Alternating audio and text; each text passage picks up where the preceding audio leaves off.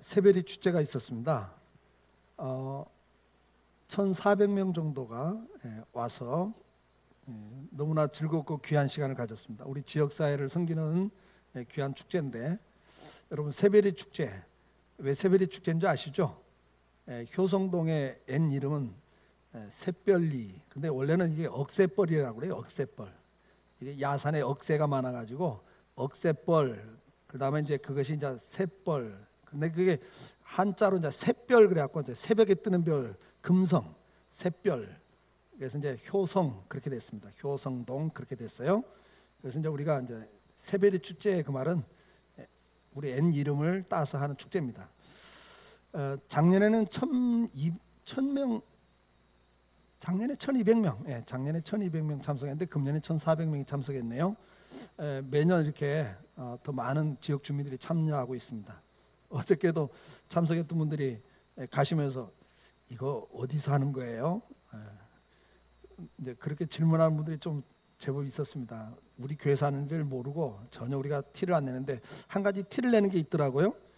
떡볶이 담아주고 뭐 담아주는 컵이 강성교회 컵이더라고요. 그러고 어떤 분들이 혹시 강성교회가 하는 겁니까? 물어보는 분도 계셨어요. 대단히 감사하고요. 함께 수고했던 여러분들 고맙습니다. 자, 오늘 우리는 빌립보서를 통해서 27번째 말씀을 나누고 있습니다. 오늘 본문 가운데 너희는 무엇에든지 사랑받을 만하며 무엇에든지 칭찬받을 만하며, 이 두 가지 말씀을 같이 생각하려고 합니다.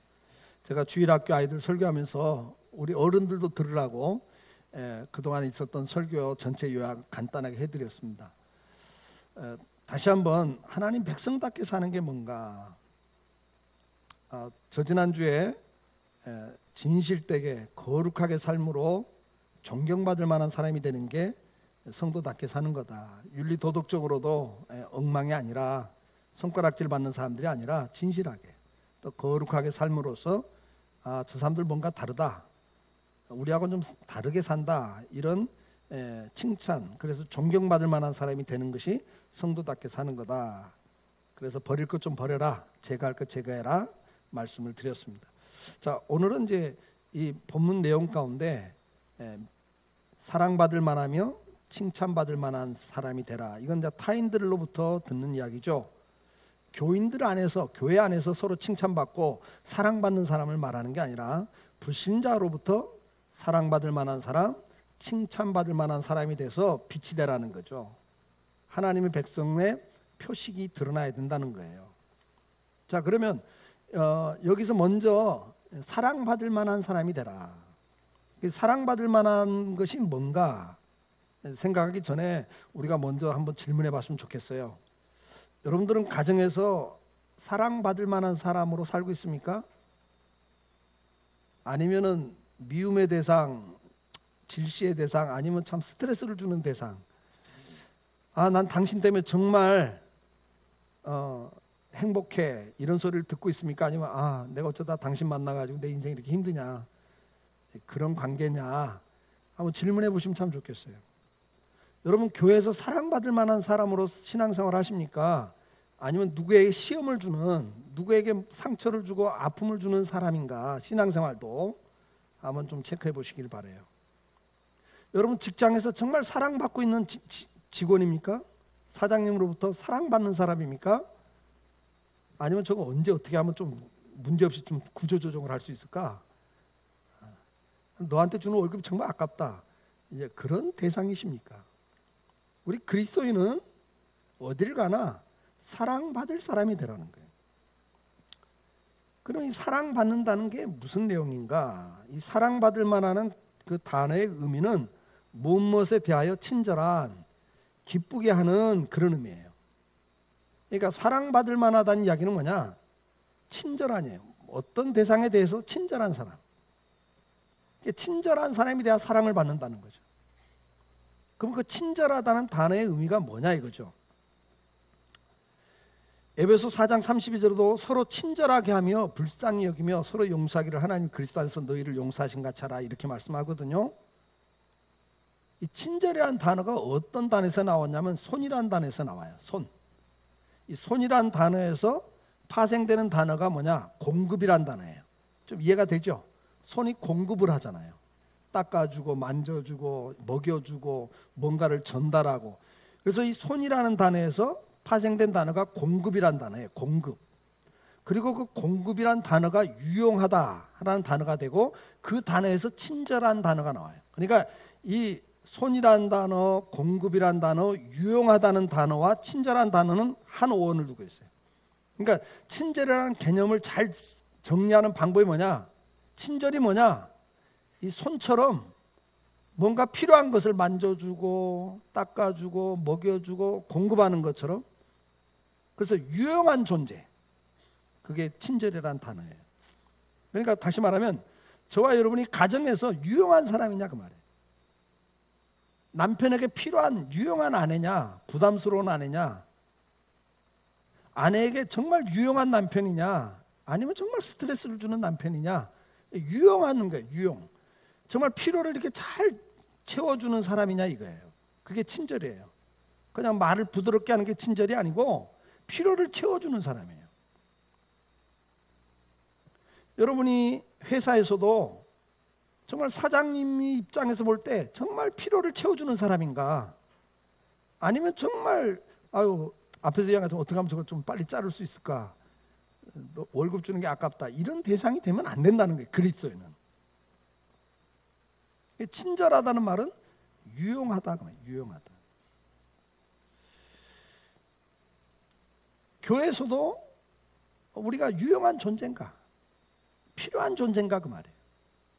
아니면 시험이나 주고 남 상처나 주는 사람인가. 사랑받을 수가 없죠. 그래서는 사랑받을 수가 없습니다. 성도가 가진 특징을 로마서 15장 2절에는 우리 각 사람이 이웃을 기쁘게 하되 그래요. 선을 이루고 덕을 세우도록 할지니라 그랬어요. 선을 이룬다는 말은 유용한, 적합한, 착한, 친절한이라는 의미입니다. 선이라는 단어가. 여기도 결국은 무슨 이야기를 하고 있냐? 유용하고 적합한 사람이 돼야 되는 거예요. 그게 선을 이루는 거고 착한 거예요. 유용하고 적합한 사람이 돼야 돼요. 자, 오늘 우리는 기쁨을 주는 사람이 돼야 됩니다. 유용한 사람이 될 뿐만 아니라 두 번째로는 기쁨을 주는 사람이 돼야 돼요. 그래서 이 사랑받을 만하다는 말 속에는 두 가지 의미가 있어요. 하나는 친절하다, 하나는 기쁨을 주다라는 의미이기 때문에 두 가지를 같이 생각하시면 좋겠어요. 여러분들은, 저와 여러분이 정말 유용한 사람인가, 필요한 사람인가, 그리고 기쁨을 주는 사람인가. 근데 이 기쁨은 여러분들 앞부분과 이게 같은 단어이기 때문에 이게 중복이 돼요. 어느 때 기쁨을 주죠? 역시 유용한 존재가 될 때 기쁨을 주는 거예요. 필요 없는 존재가 되고 부담스러운 존재가 돼서는 안 되죠. 그 이야기는 같이 중복이 돼요. 근데 기쁨을 준다고 하는 것은 조금 또 다른 의미가 있어요. 우리가 디도서 2장 9절에 보면 종들은 자기 상전들에게 범사에 순종하여 기쁘게 하고 거슬려 말하지 말며 그래요. 이 성경이 기록될 때는 이제 종과 상전의 개념이지만 요즘으로 말하면 이제 경영인과 직원 관계를 이야기하죠. 그러니까 여러분들 회사에서 사장님이, 회장님이 어떤 직원이 기쁨을 주겠어요? 경영 방침을 잘 따르는 사람이죠. 순종하는 사람이에요. 날마다 불만 불평 이야기하고 뭐 그런 사람이 사장의 기쁨이 될 수가 없잖아요. 기쁨을 주는 건 어떤 사람이에요? 순종하는 사람이에요. 골로새서 3장 20절에도 자녀들아 모든 일에 부모에게 순종하라. 이는 주 안에서 기쁘게 하는 것이라. 부모에게도 어떤 자녀가 기쁨을 줍니까? 뭐 부모 노릇 잘하니 못하니, 뭐 부모가 그러면 되니 안 되니 따지고 불만 불평하는 자식이 기쁨을 줘요? 절대 그렇지 않죠. 정말 부족하지만 연약한 부모지만 그래도 그 부모를 인정하고 존중하면서 순종하는 자녀가 부모에게는 기쁨이 되는 거예요. 고린도전서 16장 16절에 이 같은 사람들과 또 함께 일하며 수고하는 모든 사람에게 순종하라 그랬어요. 교회 안에서도 목사, 장로 이런 직분을 말하는 거죠. 주 안에서 수고하는 사람, 일하는 사람들에게 순종하라 그래요. 교회 안에서도 순종하는 사람이 되라 그래요. 내가 스데바나와 부드나도와 아가이고가 온 것을 기뻐하노니 그들이 너희 부족한 것을 채웠습니다. 그들이 나와 너희 마음을 시원하게 하였으니 그러므로 너희는 이런 사람들을 알아주나 그래요. 마음을 시원하게 하는 사람이 누굽니까?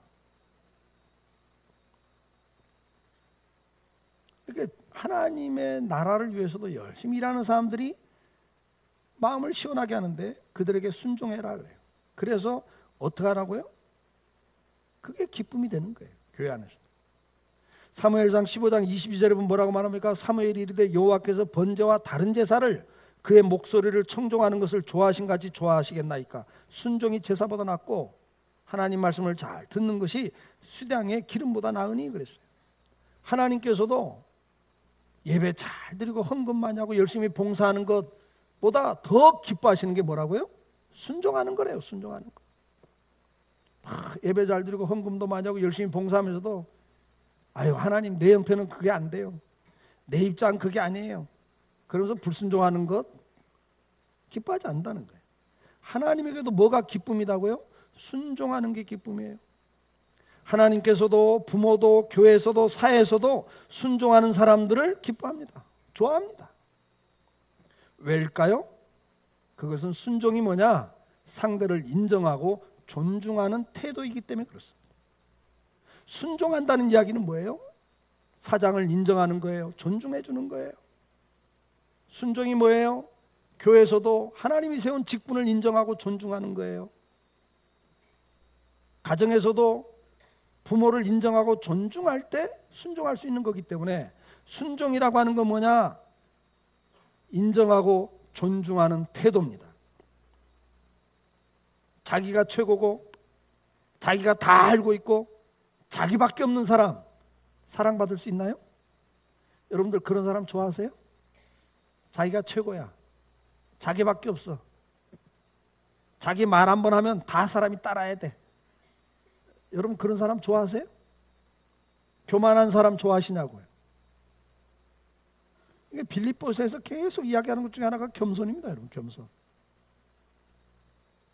주님의 마음을 가지고 그 겸손한 마음을 가지고 다른 사람을 인정하고 존중할 때 나오는 태도가 순종이라는 거예요. 사람은 누구를 막론하고 자기를 알아주고 배려하고 섬기는 사람들을 좋아하게 돼 있습니다. 그러므로 성도는 누구를 만나든지 그 사람을 인정하고 존중하고 배려하고 섬기는 사람이 돼야 되는 거예요. 그것을 드러내는 가장 두드러진 태도가 순종이라는 거란. 사랑하는 성도 여러분, 우리가 이번 한 주를 또 살아갑니다. 살아가면서 하나님의 사람으로 살아갑니다. 한번 살아보자고요. 어떤 사람? 사랑받는 사람이 돼보자고요. 사랑받는 사람이 되려면 어떻게 해야 돼요? 친절한 사람이 돼야 돼요. 친절한 건 뭐죠?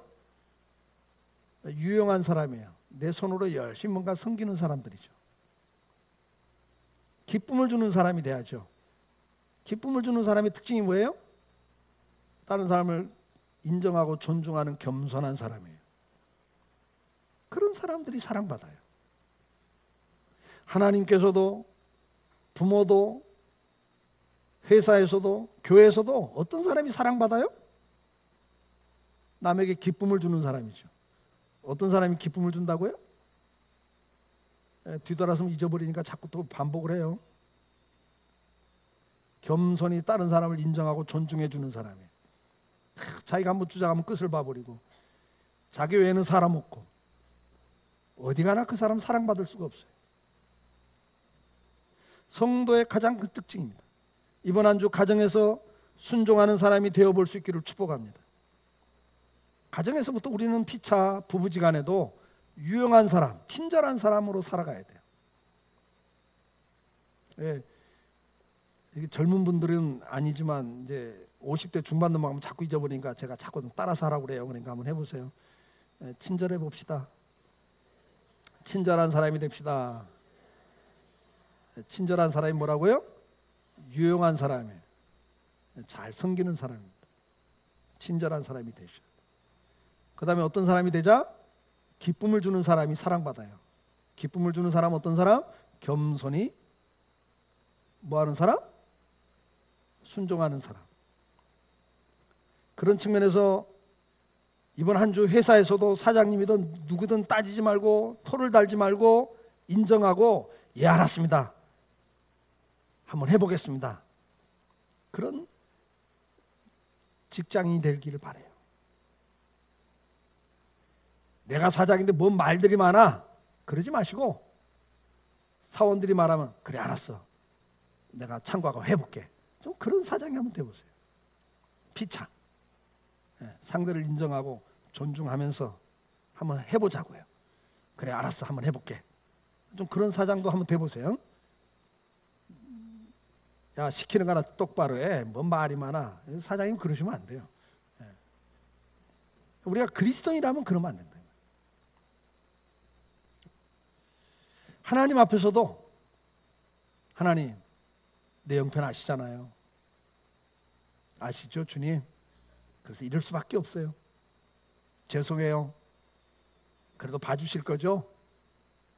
여러분 그건 이해해주고 용납해주고 봐주는 건 하나님 몫이고 내가 알아서 그렇게 해버리면 안 되잖아요. 내가 하나님 노릇하는 거잖아요. 그렇지 않아요? 뭐 아시죠? 찬송해가면서 내가 이렇게 하는 거 주님 이해하고 아실 줄 압니다. 봐주실 줄 압니다. 봐주는 건 그분의 몫이고 내가 하나님 돼가지고 내가 봐주면 안 돼요. 여러분. 그냥 우리가 할 일은 뭐라고요? 하나님 정말 이렇게 할 형편은 못 되지만 하나님 말씀이 그렇다니까 한번 해보겠습니다. 한번 해볼게요. 그럴 때 하나님이 기뻐하시는 거예요. 사랑받을 만한 사람이 되는 거죠. 예. 다윗이 하나님의 사랑을 받았던 건 순종의 사람. 이삭이 하나님의 사랑을 받는 건 순종의 사람이에요. 순종하는 사람 하나님이 사랑하시잖아요. 이번 한 주 하나님 앞에서도 또 일터에서도 가정에서도 사랑받는 사람이 한번 돼봅시다. 사랑받을 만한 사람이 되셔야 돼요. 두 가지예요. 첫째 뭐 하자? 친절한 사람이 되자. 유용한 사람이 되자. 두 번째는 겸손히 인정하고 상대를 인정하고 존중하는 사람이 되자. 그걸 표현으로 태도로는 순종이다. 기억하시면 좋겠습니다. 자, 마지막으로 이제 우리가 두 번째 어떤 사람이 되라고 그러죠? 칭찬받을 만하며 그래요. 사랑받을 만하며 두 번째는 칭찬받을 만하며 그래요. 자, 칭찬받을 만한 게 뭐냐 이거죠. 성도는 불신자들로부터도 칭찬받는 사람이 돼야 됩니다. 우리 교회 안에서만 칭찬받는 사람이 아니라 세상에 나가서도 칭찬받는 사람이 돼야 됩니다. 그러면 사람들은 뭘 보고 칭찬하죠? 잠언 31장 31절에 보면 그 손의 열매가 그에게 돌아갈 것이요 그 행한 일로 말미암아 성문에서 칭찬을 받으리라 그래요. 그러니까 칭찬은 어떤 행함의 결과로 칭찬을 받고 어떤 행함의 결과로 욕을 얻어먹어요. 개독교 소리를 왜 들어요? 어떤 결과입니다. 결과. 우리의 삶의 결과로 기독교인들이 칭찬을 받기는커녕 욕을 얻어먹어요. 물론 예수 믿는 사람이 욕 얻어먹을 땐 두 가지가 있어요. 성경에 보면 우리가 믿음대로 살아도 욕을 해요. 왜? 자기들과 사는 게 다르기 때문에. 그래서 싫어한다 그랬어요. 왜? 우리 때문에 자기들의 죄가 자꾸 드러나기 때문에. 자기들이 비정상적으로 산다는 게 자꾸 드러나기 때문에. 빛 때문에 어둠이 드러나니까 어둠이 그걸 싫어해요. 그래서 예수님도 죽여요. 듣기 싫어해요. 그런 원리가 하나 있어요. 그것 때문에 우리는 욕 얻어먹고 배척을 당하고 핍박을 받아요. 신앙생활 제대로 하면. 그러나 우리가 욕 얻어먹는 가운데 또 하나가 뭐죠? 우리가 제대로 살지 못한 결과가 있단 말이죠. 그런 살지 못하는 결과로 욕 얻어먹어서는 안 된다는 거예요. 너희 악행으로 너희가 핍박을 받은 건 상이 없다 그랬어요. 우리가 잘못해서 핍박을 받고 욕 얻어먹은 건 상이 없죠.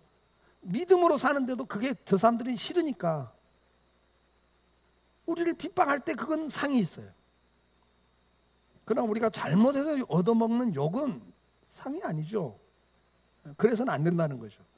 그러면 이 행실을 통해서 칭찬을 받는다 그랬는데 여러분 불신자들이 예수 믿는 사람을 보고 어떤 행동을 보고 칭찬할까요?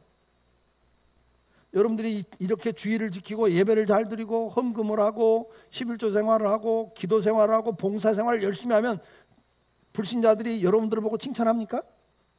그거 보고 칭찬해요? 아니요. 미쳤다고 그래요. 오히려 광신자 소리 들었습니다. 그거 보고 칭찬하잖아. 그러면 불신자들이 성도를 보고 칭찬할 때 어떤 행위를 보고 칭찬하겠냐고요. 누가복음 6장에서 예수님께서 이 부분에 대한 말씀을 해주세요. 32절에 너희가 만일 너희를 사랑하는 자만 사랑하면 칭찬받을 게 무엇이냐? 죄인들도 불신자들도 사랑하는 자는 사랑하느니라. 나를 사랑하고 좋아하는 사람 내가 사랑하는 거 무슨 칭찬이냐? 그건 안 믿는 사람도 다 한다. 지금 그 말이에요. 너희가 만일 선대하는 자만 선대하면 칭찬받을 것이 무엇이냐? 죄인들도 이렇게 하느니라. 나한테 잘해주는 사람 잘해주는 거 그게 무슨 칭찬이냐? 세상 사람도 다 그렇게 한다. 그거 갖고는 칭찬이 없어요. 우리가 교회 안에서도 나하고 잘 통하는 사람, 나한테 잘해주는 사람은 막 가깝고 나한테 기분 나쁘게 하는 사람 쳐다보지도 않고 그 구역 넣으면 나 교회 떠나 막 이렇게까지 막 예수 믿는 거 아니잖아요. 그건 뭔가 심각한 문제가 있는 거예요. 우리 안에 예수가 있다면 그럴 수는 없는 거죠. 나를 좋아하고 나한테 잘해주는 사람 잘해주는 거 가지고는 칭찬이 없다. 그렇게 말씀을 해요. 그러면서 너희가 받기를 바라고 사람들에게 구워주면 칭찬을 받을 것이 무엇이냐? 구워줘요. 필요한 사람에게 구워주는데 대가를 바라보면서 구워주면 무슨 칭찬이 있냐는 거예요. 고맙다고는 하죠. 예를 들면 내가 정말 돈이 필요한데 돈을 빌려줘. 이자 받고 아무도 안 빌려주는데 빌려주니까 얼마나 고마워요. 고맙지만 그거 갖고 칭찬은 없다는 거예요. 이자 받으니까 어떤 대가를 받아버리는 거기 때문에 거기는 칭찬이 없다는 거예요. 우리는 무슨 일을 하든 기대를 갖고 합니다. 기대감이 있죠. 부부지간에도 기대감이 있어요 없어요? 내가 이렇게 사랑하니까 저 사람도 나 사랑하겠지. 내가 이렇게 잘해주면 저 사람도 나한테 잘해주겠지. 부부지간에도 기대감이 있어요. 여러분 부모 자식 간에도 기대감이 있어요 없어요? 그 기대감이 있어서 해요. 우리는 모든 인간관계가 어떤 기대감을 갖고 하고 그 기대가 충족이 안 되면 어떻게 되죠? 화가 나요. 내가 너한테 어떻게 했는데? 내가 당신한테 어떻게 했는데? 당신 나한테 이럴 수 있어. 기대를 갖고 하니까 거기에 대한 만족이 없을 때는 불만이 생기고 그래서 원망을 하고 나중에는 어떻게 하죠? 언제 비판하고 나중에 정죄까지 해버려요. 죄 짓는 자리까지 가버리잖아요. 그러니까 주님은 지금 뭘 말하냐면 그건 이방인들도 하는 거다. 우리는 그렇게 하고는 칭찬이 없다. 지금 그 이야기를 하세요. 그러면서 뭐라고 말씀합니까? 죄인들도 그만큼 받고자 하여 죄인에게 구워주느니라. 그러면서 오직 너희는 그래. 이제부터 이제 우리에게 하시는 말씀이에요. 오직 너희는 원수를 사랑하고 선대하며 아무것도 바라지 말고 구워주라 그랬어요. 그러니까 뭔가를 할 때 부부지간이든 부모 자식지간이든 뭔가를 할 때 이게 하나님이 나에게 준 은혜다. 나에게 맡긴 사명이다. 내가 할 수 있는 것은 다 하나님 주신 은혜 가운데 하고 있는 거다 라고 하라는 거예요. 내가 어떻게 했는데 그러지 말고 그냥 필요하면 주라는 거예요. 그래야 너 이상이 크다 그래요. 그럼 더 중요한 말이에요. 또 지극히 높으신 이의 아들이 되리니. 그러니까 하나님의 자녀 되는 게 뭐예요? 어떤 대가를 기대하지 않고 그냥 주는 거예요. 근데 그 대상이 어떤 사람이냐? 예수님이 예를 들어 그는 은혜를 모르는 자와 악한 자에게도 인자하시니라. 그는 누구예요? 예수님을 말하죠. 그러니까 네가 내 자녀라면 지금 하나님 하시는 말씀이에요. 네가 내 백성, 내 자녀라면 나처럼 해라. 아버지인 나를 닮아라. 근데 내가 어떤 하나님이냐?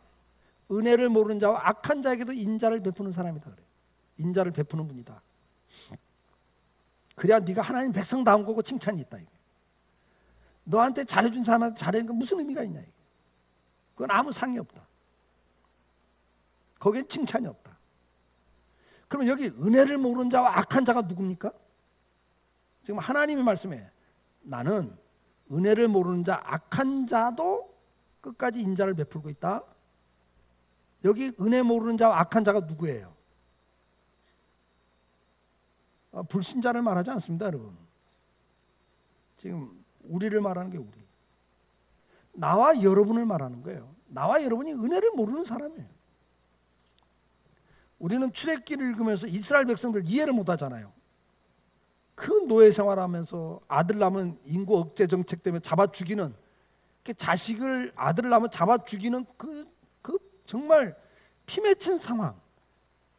도저히 인간으로서는 살 수 없는 그 극한적 고통을 당하는 데서 하나님이 구해주신단 말이에요. 그런데 물 없다고 원망, 먹을 거 없이 뭐 입맛에 안 맞는다고 난리를 치고, 생활이 불편하다고 또 난리를 치고 40년 동안을 그러고 살아요. 그게 누구 모습이에요? 저와 여러분의 모습이죠. 날마다 하나님 앞에 이게 이래서 돼요, 하나님? 이러면 너무 힘들잖아요. 뭐 기도하는데도 응답도 안 해주시고 뭐 하는 겁니까?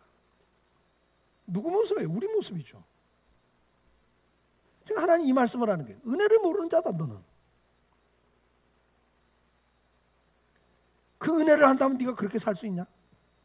평생 그 은혜를 갚아도 다 못 갚을 은혜인데 우리가 얼마나 은혜 모르고 살아요.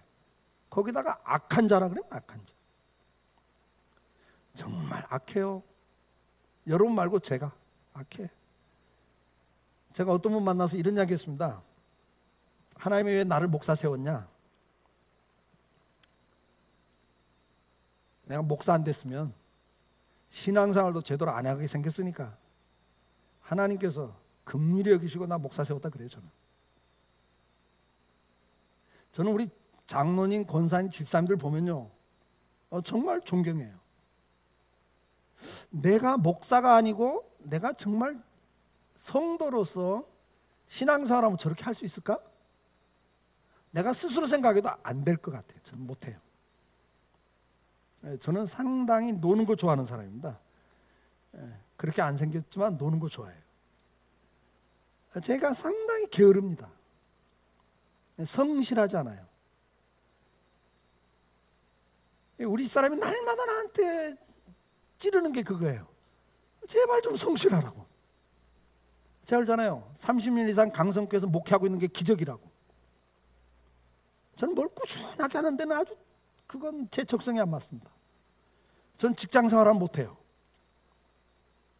저 후임 목회 못할 사람이에요. 그래서 개척한 거예요. 그러니까 저는 뭐 이렇게 아이디어가 많아요. 그래갖고 뭘 저지르기를 좋아해요. 근데 뒷수습을 전혀 못해요. 왜? 뒷수습은 성실과 꾸준함이 없이는 안 되잖아요. 하나님이 김선희를 붙여준 거예요. 우리 집사람의 핵심 키워드가 뭔지 아시죠?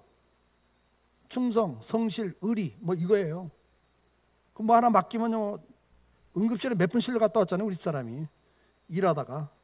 그냥 항상 그런 사람이 나를 보니까 얼마나 못마땅하겠어요. 저는 죄인입니다. 나는 신앙생활도 제대로 못할 죄인이에요. 금요일날 비행기 타고 오는데 이제 그 승무원이 뭘 드시겠습니까? 묻잖아요. 뭐가 있습니까? 예, 주스도 있고요. 또 콜라도 있고요. 와인도 있습니다. 순간 와인 맛이 어떨까? 먹고 싶어. 먹어보고 싶어. 먹었을까 안 먹었을까? 안 먹었어요. 왜?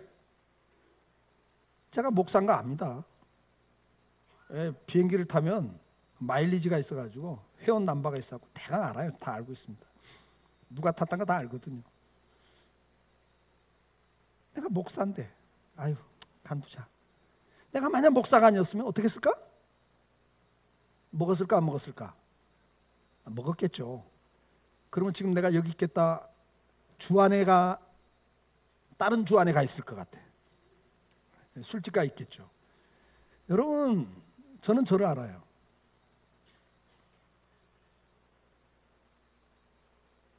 죄인입니다.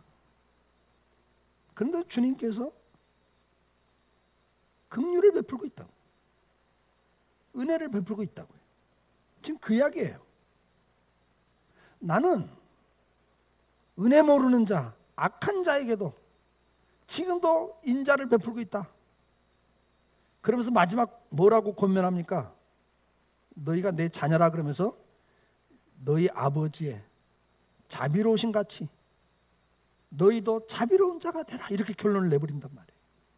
그러니까 우리가 하나님의 자녀답게 사는 것, 백성답게 사는 두드러진 특징이 뭐냐? 자비예요. 자비.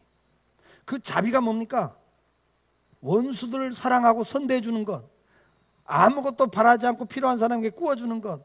근데 그거보다 한 단계 더 나가. 은혜도 몰라. 나한테 악하게 굴어. 그러니까 됐다. 너 같은 인생, 머리 검은 짐승을 거두지 말라고 그러더니 너 같은 사람을 두고 하는 말이구나. 그러지 말라는 거예요. 그건 세상 사람과 똑같은 거다. 은혜도 모르고 오히려 은혜를 원수로 갚아. 그런데도 뭐 해라? 너희 아버지가 끝까지 자비로웠던 것처럼 너도 끝까지 자비를 베풀라는 거예요. 그 사람 도와주라는 거예요. 그걸 보면서 칭찬이 나온다는 거예요. 어떻게 저럴 수 있지? 사람은 기본적으로 양심이 있어 알아요.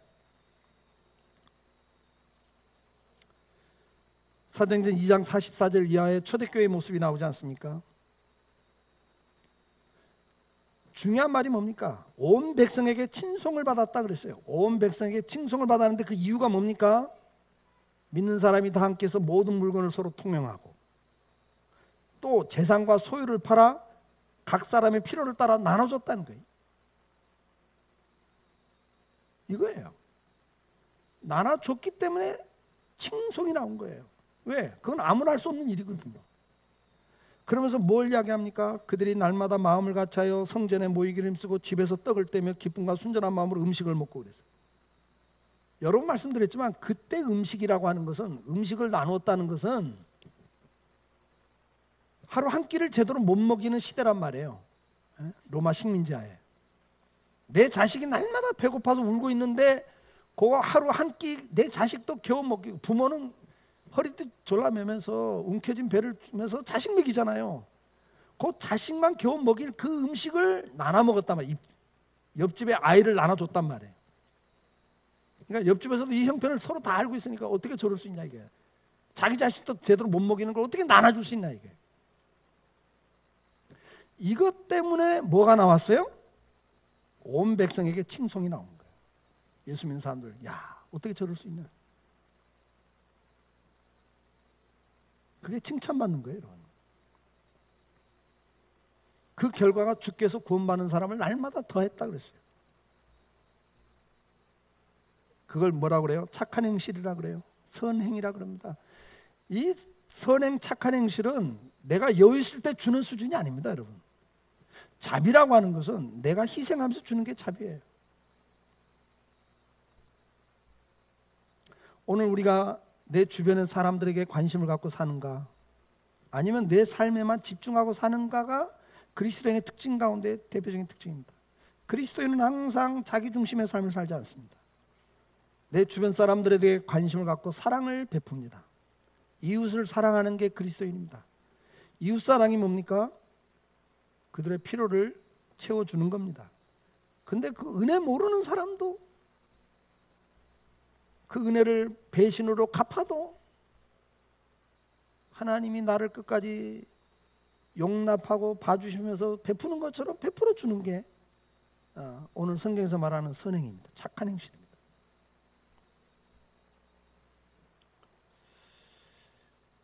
나는 지금 그리스도인이라고 하지만 어떤 삶을 살고 있는가?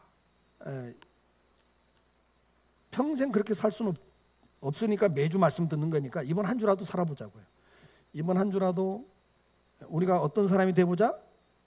사랑받을 만한 사람이 되자. 그리고 해서는 친절한 사람이 되자. 유용한 사람이 되자. 필요한 사람이 되보자.